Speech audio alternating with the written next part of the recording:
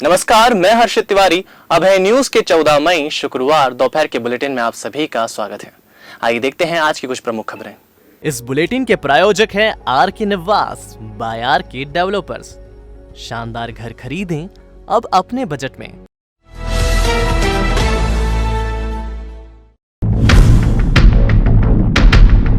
पिछले एक हफ्ते के दौरान कोरोना मरीजों के ठीक होने की रफ्तार और बढ़ते मरीजों की घटती गिनती से मिली राहत को अब ब्लैक फंगस के खतरे ने आमजन व प्रशासन को चिंता में डाल दिया है। पिछले 3 दिनों के दौरान 10 से ज्यादा मरीजों में ब्लैक फंगस के लक्षण मिलने के बाद उन्हें आरडी गाड़ी यूनिट में भर्ती किया गया है। इनमें से 4 मरीजों के तो ऑपरेशन भी किए जा चुके हैं। बताया तो यह भी जा रहा है कि एक मरीज की तो आंख भी निकालनी पड़ गई है। इस नई चुनौती से निपटने के लिए कलेक्टर आशीष सिंह ने ENT डॉक्टरों के साथ बैठक कर विचार मंथन किया। फिलहाल आरडी गाड़ी में 15 बिस्तरों वाला यूनिट शुरू हुआ है। आगामी दिनों में यहां और भी बेड बढ़ाए जा सकते हैं।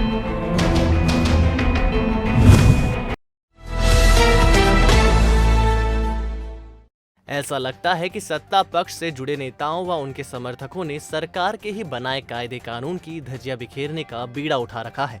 पिछले दिनों कैबिनेट मंत्री के प्रतिनिधि पर माधवनगर कोविड अस्पताल के बिस्तर कब्जा कर ऊंचे दामों पर बेचने के गंभीर आरोप का मामला अभी ठंडा भी नहीं पड़ा था कि उज्जैन सांसद अनिल फिरोजिया के समर्थकों द्वारा सांसद के कार्यालय में वैक्सीन लगवाने के मामले ने तूल पकड़ लिया है। हैरानी की बात तो यह है कि फिरोजिया के दफ्तर में हुए वैक्सीनेशन की तस्वीरों को उनके समर्थकों ने ही पोस्ट किया है। अब इस बात को लेकर बहस चल पड़ी है कि जब आम जनता को वैक्सीन लगवाने के लिए तमाम नियम कायदों का पालन करना पड़ रहा है तो सांसद के समर्थकों को वैक्सीन किसके आदेश से लगाई गई। दूसरी तरफ भाजपा नेता राजेश बुड़ाना द्वारा बिना रजिस्ट्रेशन के वैक्सीन लगवाने के लिए दबाव बनाने के मामले में पुलिस द्वारा प्रकरण दर्ज कर लिया जाता है। मतलब यह कि सांसद के खास उनके कार्यालय में नर्स को बुलाकर वैक्सीन लगवाएं तो कानून का उल्लंघन नहीं होता है। कुल मिलाकर जिस तरह से सांसद के समर्थकों को आउट ऑफ वे जाकर टीके लगवाए गए हैं उसमें सांसद की सहमति ना हो ऐसा संभव नहीं है। 25,000 रुपए लेकर रेमडेसिविर इंजेक्शन देने के दावे के साथ अपने ही परिचितों को ठगी का शिकार बनाने वाले युवक के खिलाफ पहले कार्रवाई के लिए आवेदन हुआ, फिर रुपए वापस मिलने पर समझौता किए जाने के बाद आरोपी का बच निकलना कई सवाल खड़े कर रहा है। कालाबाजारी के शिकार रिश्तेदारों ने आखिर क्यों छुड़ाया मोहित को? क्या उन पर मानसिक दबाव रहा या राजनीति? ये बात सभी के जहन में है। आम जनों में चर्चा यह भी है कि अपने ही परिचितों को ज्यादा मूल्य पर रेमडेसिविर इंजेक्शन उपलब्ध करवाने वाला युवक पूर्व विधायक के ड्राइवर का दामाद है। जब अभय न्यूज की टीम ने इस सच्चाई को खंगालने की कोशिश की तो स्टिंग ऑपरेशन में कई चौंकाने वाली बात सामने आई।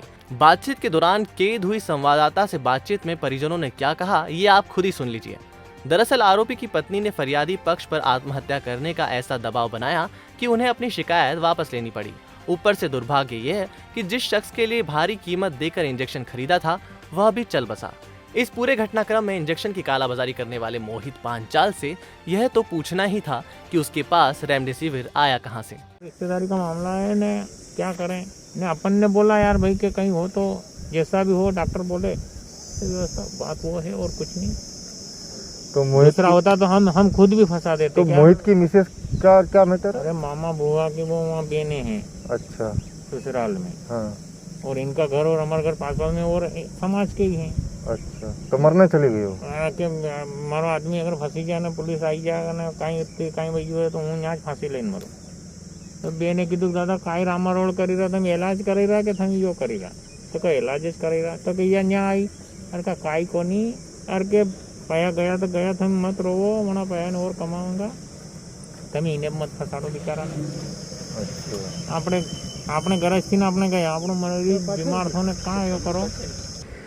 तो एक संज्ञान में आया था कि पद्मावती हॉस्पिटल में एक पेशेंट एडमिट है, उनको रेमडेसिविर इंजेक्शन की ज़रूरत थी। तो सिविल हॉस्पिटल के डॉक्टर द्वारा उनके एक रिलेटिव मोहित पांचाल को एक रेमडेसिविर इंजेक्शन इशू किया गया। बाद में जो पेशेंट है उनके पुत्र के द्वारा ये आरोप लगाया गया कि संबंधित व्यक्ति ने उनसे ज़्यादा पैसे लिए हैं। उसी तारतम्य में उसने एक आवेदन दिया, उस पर से जांच करके पता लगा कि उस व्यक्ति ने उससे कुछ पैसे लिए थे एक्स्ट्रा जो कि बिल से ज़्यादा थे। बाद में उसके द्वारा वो वो भी मना कर दिया गया कि वो उसके द्वारा पैसे नहीं लिए गए। जब हमने फरियादी को यहाँ थाने पर बुलाया और उनसे जानकारी लेनी चाहिए, तो उन्होंने रिश्तेदार का हवाला देते हुए ये कार्रवाई करने से मना कर दिया और उसके पैसे वापस ले लिए।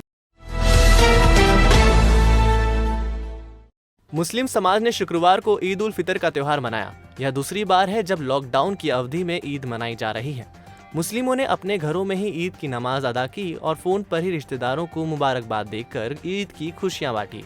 साथ ही देश से कोरोना महामारी के जल्द खत्म होने की दुआएं भी की गई। शहर काजी खलीकुर रहमान ने गुरुवार को सभी समाजजनों से घरों में रहकर ईद का त्योहार मनाने की अपील भी की थी। यह दूसरी बार है जब मुस्लिमों के मुख्य त्योहार ईद पर शहर की सभी मस्जिदें और ईदगाह वीरान रही। वायरस के प्रभाव को कम करने के लिए करवाएं अपने ऑफिस, घर, दुकान, क्लिनिक, गोडाउन, 4 व्हीलर्स गाड़ियों का उच्चतम क्वालिटी के केमिकल से सैनिटाइजेशन और करें अपनी और अपनों की सुरक्षा। मनीष केमिकल्स, पांड्या खेड़ी, उज्जैन। कोरोना महामारी के दौरान डॉक्टर और नर्स फ्रंट लाइन वॉरियर्स की भूमिका निभा रहे हैं। कोई डॉक्टर शासकीय अस्पताल में तो कोई निजी अस्पताल में मरीजों का इलाज कर अपनी सेवा दे रहे हैं। इसी तरह सोनकच्छ के सामुदायिक स्वास्थ्य केंद्र पर पदस्थ medical officer doctor Anjali Wadia Covid care centre में कोरोना संक्रमित मरीजों के इलाज में दिन रात जुटी हुई है। महिला डॉक्टर अंजलि की यही मंशा थी कि वह डॉक्टर बने और लोगों की सेवा करे। इसी सोच के साथ अंजलि पिछले वर्ष से कोरोना संक्रमित मरीजों की सेवा करती आ रही है। बता दें कि अंजलि वाडिया गर्भवती है और उन्हें 6 माह का गर्भ है। उसके बावजूद भी अपनी और आने वाले शिशु के स्वास्थ्य का ध्यान रखते हुए लगातार कोरोना संक्रमित मरीजों की देखभाल में जुटी हुई है। ड्यूटी के दौरान डॉक्टर अंजलि भीषण गर्मी में पीपीई किट पहनकर कोरोना संक्रमित मरीजों का इलाज करती है। दरअसल डॉक्टर अंजलि को गर्भावस्था के दौरान कोरोना संक्रमित मरीजों की सेवा करने का अवसर मिला था। वो इस अवसर को छोड़ना नहीं चाहती थी। इसी के चलते उन्होंने गर्भावस्था में भी सेवा करने की ठानी। बताया जा रहा है कि पिछले करीब 1 साल से कोरोना संक्रमित मरीजों का इलाज कर रही हैं। गर्भवती होने के बाद भी कोरोना संक्रमित मरीजों की सेवा को लेकर इस तरह समर्पित होता देखकर हर कोई इनके जज्बे को सलाम कर रहा है। आने वाले सभी मरीजों का टेम्परेचर SpO2 देखा जाता है। यदि वो गंभीर स्थितियों में आते हैं तो हम उन्हें प्राथमिक उपचार देते हैं ताकि वो थोड़े सेटल हो जाए। उसके बाद यदि ऐसा लगता है कि उनका SpO2 नहीं बढ़ रहा है या उनकी स्थिति ज़्यादा गंभीर हो रही है तो हम उन्हें तुरंत ही देवास के सरकारी अस्पताल में या जहाँ भी उन्हें सुविधाजनक लगता है जहाँ पर उन्हें ऑक्सीजन की सुविधा उपलब्ध हो सके वहाँ पर रिफर कर दिया जाता है। ये कार्य कोविड केयर सेंटर में होता है। अन्यथा यदि जो व्यक्ति SpO2 उनका नॉर्मल होता है या हम ऐसी स्थितियों में उनका सहयोग दे सकते हैं कि उन्हें बाहर नहीं भेजना पड़े तो हम उन्हें वहीं भर्ती कराते हैं और पूरे 14 दिन तक उनका पूरा सहयोग करते हैं ताकि वो रिकवर होकर अपने घर वापस जाए।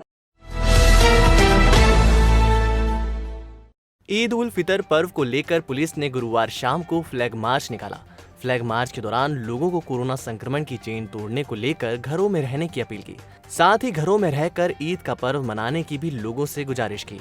वहीं धार्मिक स्थलों पर भीड़ नहीं लगाने को लेकर भी लोगों से निवेदन किया। फ्लैग मार्च कोतवाली थाने से प्रारंभ होकर शहर के मुख्य मार्गों से निकला। फ्लैग मार्च में पुलिस के आला अधिकारियों सहित पुलिसकर्मी मौजूद थे। सभी थानावार बैठकें ली हैं, सभी लोगों को समझाइश दी है कि कोविड-19 के जो प्रोटोकॉल हैं, जो रेगुलेशंस हैं, उनके हिसाब से ही त्यौहार मनाया जाए। कहीं भी सोशल डिस्टेंसिंग के नॉर्म्स का उल्लंघन नहीं हो और कोविड-19 की चुनौती अभी हमारे सामने है, उसके जो प्रोटोकॉल है उनके तहत ही सभी सेलिब्रेशंस किए जाएँ। इस हेतु फोर्स को ब्रीफ किया गया है और फ्लैग मार्च भी निकाला गया है। दूसरा पॉइंट ये है कि सभी लोगों को, जो लोग फील्ड में ड्यूटी कर रहे हैं, उनको उनके जो प्रयास हैं अभी तक उनको एक्नॉलेज करने के लिए।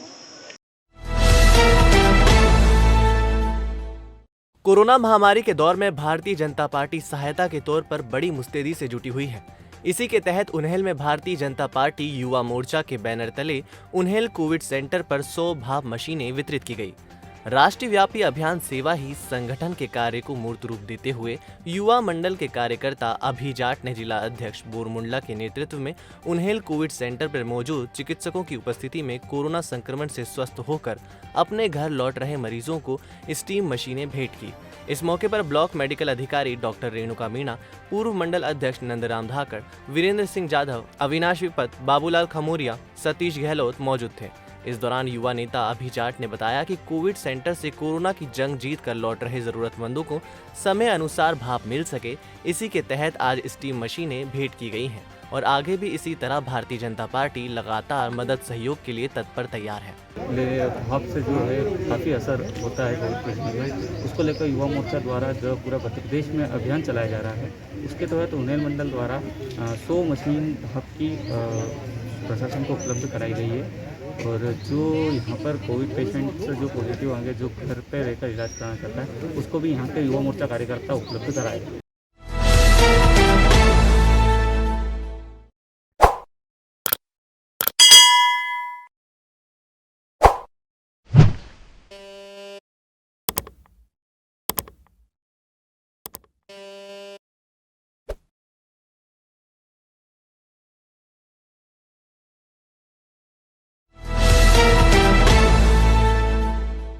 तो आपने देखा हमारा बुलेटिन। आपको हमारा बुलेटिन कैसा लगा, इसका फीडबैक कमेंट सेक्शन में जरूर दीजिएगा। कल फिर मिलेंगे नए बुलेटिन के साथ। नमस्कार।